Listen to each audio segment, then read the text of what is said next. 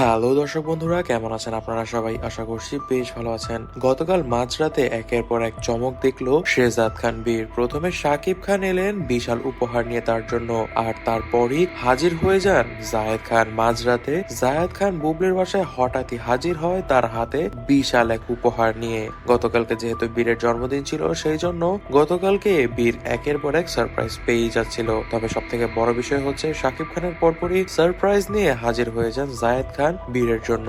রাত 1টা বাজতে না বাজতেই বুবলির বাসার দরজায় বেল বাজলো। দরজা খুলে দেখা গেল হাতে বিশাল গিফটের বক্স নিয়ে দাঁড়িয়ে আছেন জায়েদ খান। বীর দৌড়ে এসে জায়েদ আঙ্কেল বলে লাফিয়ে উঠলো এবং সঙ্গে সঙ্গেই জায়েদের কাঁধে উঠে গেল। এরপর বুবলিকে একটি হাসি দিয়ে জায়েদ বলল, সারপ্রাইজ পছন্দ হয়েছে তো? জায়েদ খান বীরের জন্য অনেকগুলো উপহার নিয়ে এসেছিল এবং এতেই কিন্তু বীর মারাত্মক খুশি হয়ে জায়েদকে জড়িয়ে ধরছিল।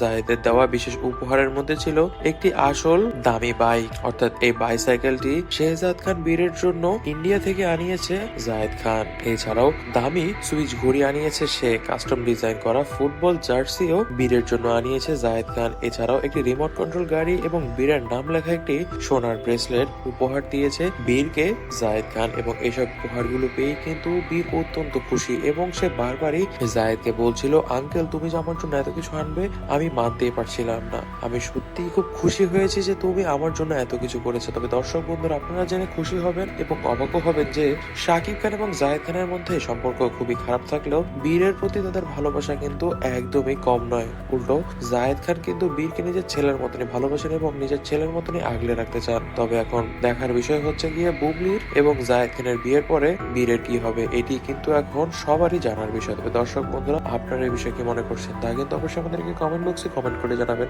আজই পর্যন্ত ভিডিও ভালো লেগে থাকলে ভিডিওটিতে লাইক করে দিবেন, বেশি বেশি করে শেয়ার করে দিবেন এবং আমাদের চ্যানেলটিকে সাবস্ক্রাইব করতে ভুলবেন না। ধন্যবাদ।